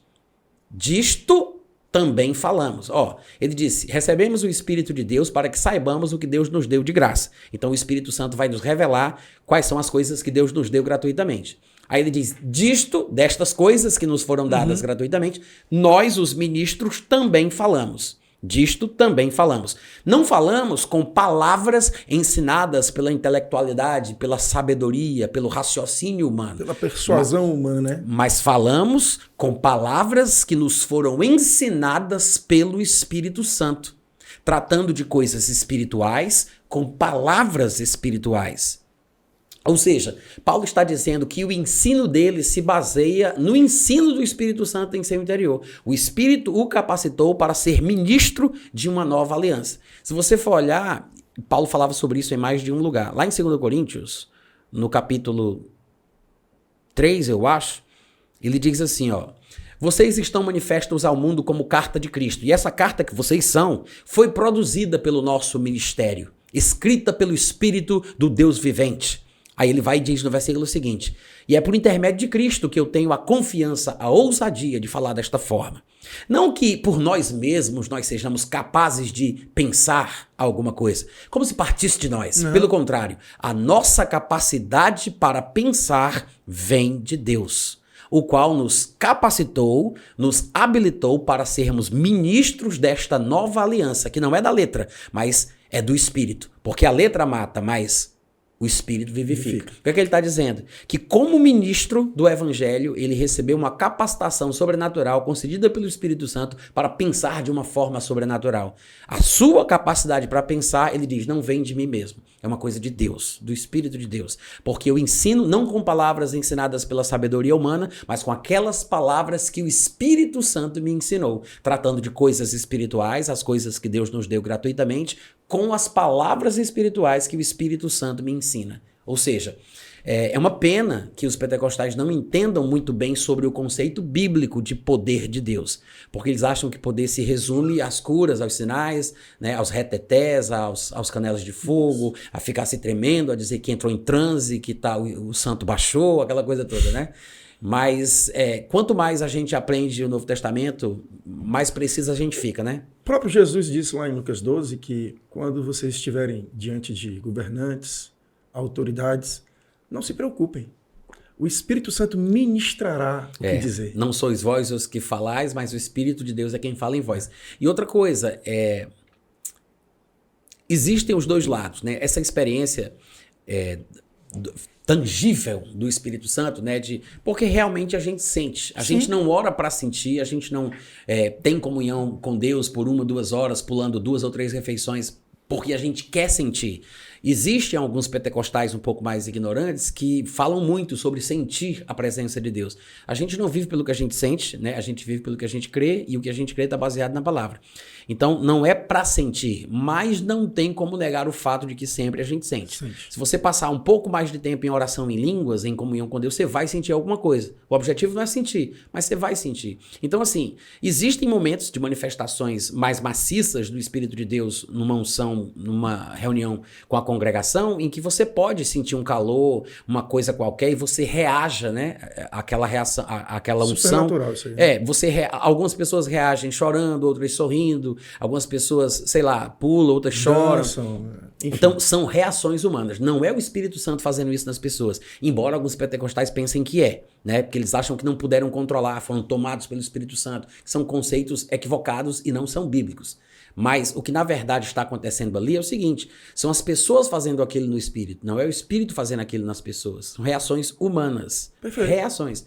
Mas, por outro lado, eu tenho experiências de curas também, assim, onde eu já ministrei cura e pessoas foram curadas de doenças que elas não sabiam o que fazer porque não tinha cura. E já aconteceu com imposição de mãos. Já tive experiências com anjos também, eu não sei se você sabe disso, mas já vi, né, anjos, e coisas que eles me disseram que eu pronunciei aconteceram quando eu morava aqui ainda na cidade de Fortaleza. Algumas pessoas depois vieram me contar que já foram curadas enquanto ouviam a pregação da palavra. Então eu tenho tido experiências também nesse sentido, mas as experiências, elas não servem para muita coisa para que eu possa ajudar uma outra pessoa. Porque o que faz a vida de alguém mudar é a palavra. E por mais que eu conseguisse ministrar a cura na vida de alguém por meio de uma unção que se manifestasse aleatoriamente, porque os dons do Espírito Santo, ainda que visem um fim proveitoso, eles se manifestam quando ele quer, né? Como diz 1 Coríntios 12:11, depois daquela facilitação ali da unção e do dom, aquela pessoa vai ter que manter aquela cura em casa pelo conhecimento que ela tem da palavra. Então, às vezes, a gente tenta ajudar as pessoas com a unção que está presente, mas a gente está fazendo mais mal do que bem. Eu posso expulsar um demônio, mas se eu não der a palavra para a pessoa, aquele demônio, quando voltar, será que ela vai resistir? As pessoas perdem a cura e acabam ficando numa situação deplorável. A palavra tem que ter a prioridade sempre, né? Eu acho que vou finalizar as perguntas com essa. Uma pergunta bem aleatória, é do Davidson. Deixa eu achar ele aqui de novo. Ele disse que tu explicasse 1 Timóteo, eu vou abrir aqui 1 Timóteo. Capítulo 2. Diz o versículo. Versículo 1. Não. É do 1 ao 4. Não. Não é não? É aleatório mesmo. A pergunta é aleatória mesmo. Mas eu vou finalizar com essa, porque o tempo já vai bem, né? Seguinte, Natan. 1 Timóteo, capítulo 2, verso 11. Então não. A resposta é não. Mas faça a pergunta. A mulher deve aprender em silêncio, com toda reverência, e não permite que a mulher ensine, nem exerça autoridade sobre o homem. Esteja, portanto, em silêncio. Tá. As pessoas, às vezes, não entendem bem o que é que Paulo está falando aqui. Se ele estivesse falando que a mulher ela não pode exercer autoridade sobre homens, já teria alguma coisa muito errada. Mas, bem equivocado, né? Em primeiro lugar, os homens não têm autoridade sobre as mulheres. Se eu tenho autoridade, é num relacionamento a dois, dentro da minha casa, sobre a minha esposa. Então, ele não está falando aqui sobre os gêneros, homens e mulheres. Ele está falando sobre um homem e uma mulher que são casados.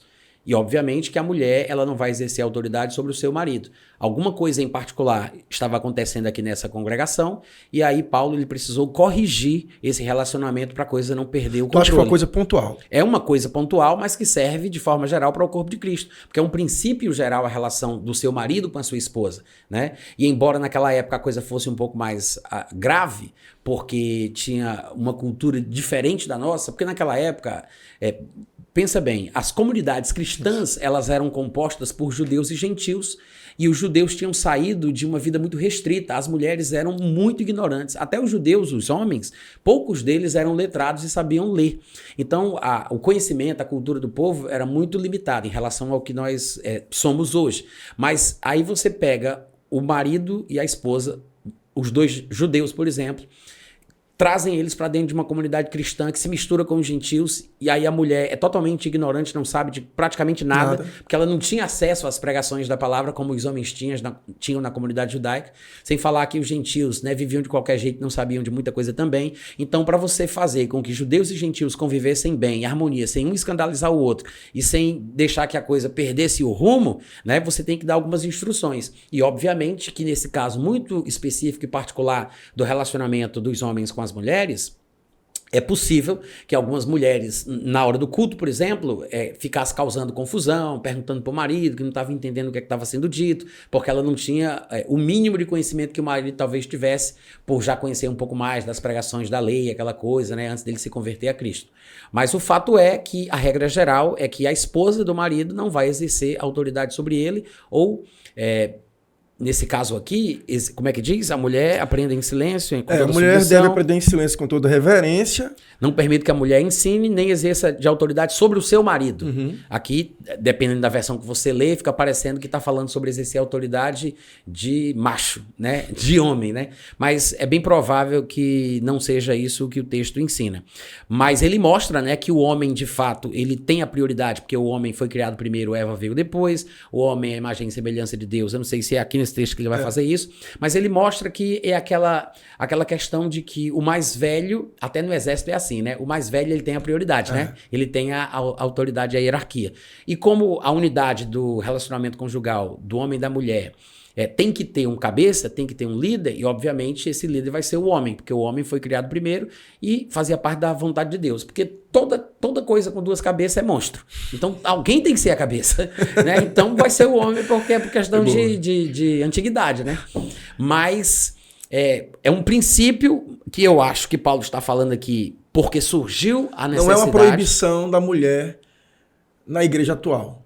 Não, acredito que não. Até porque naquela mesma época Paulo já estava contemporânea, falando... né? Porque naquela época você vai encontrar outras passagens onde Paulo fala sobre as mulheres profetizando. Ele fala sobre como as mulheres deveriam profetizar.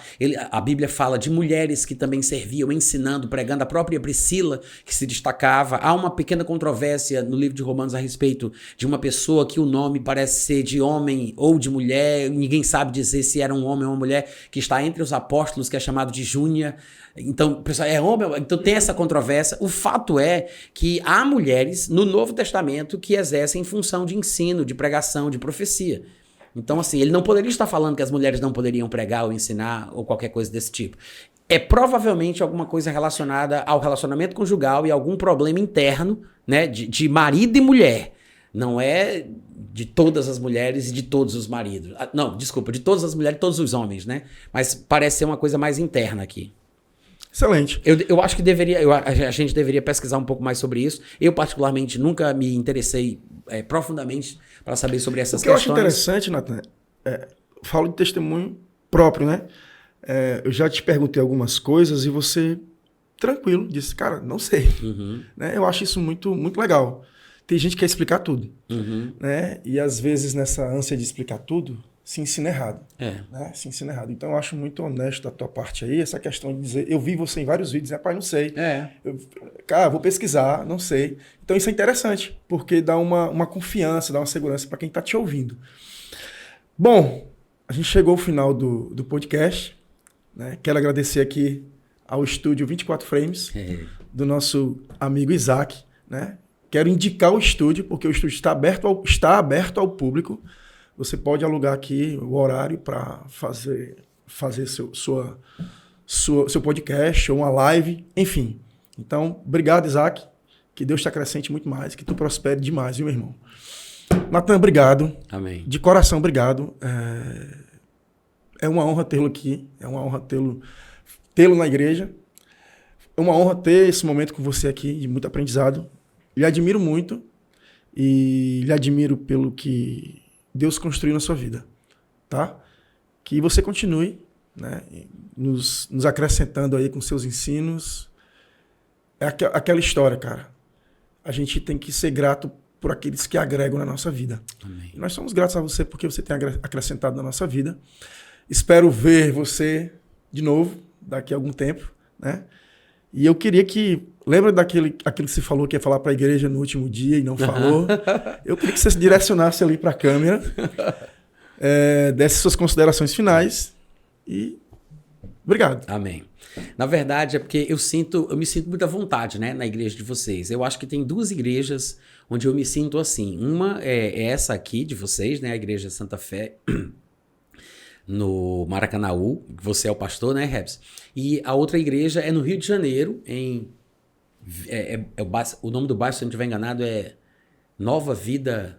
Não, o nome da igreja é Nova Vida ou é Vida Nova de Éden. Toda vida eu confundo. A igreja lá do meu amigo Glaucio, né? Que faz tempo que a gente não se fala e eu não vou lá, mas é uma igreja que quando eu vou eu sempre me sinto muito bem entre amigos e como se fossem meus conhecidos de muito tempo. É a mesma sensação que eu tenho aqui, né? Eu gosto muito do sentimento. Não é em todo lugar que a gente se sente assim, né? Se a gente pudesse determinar que isso acontecesse sempre, a gente obviamente faria, porque não tem nada melhor do que você se sentir em casa e à vontade para poder pregar a palavra. E eu me sinto muito bem, sempre que eu venho aqui, sou muito bem tratado, o pessoal me recebe muito bem.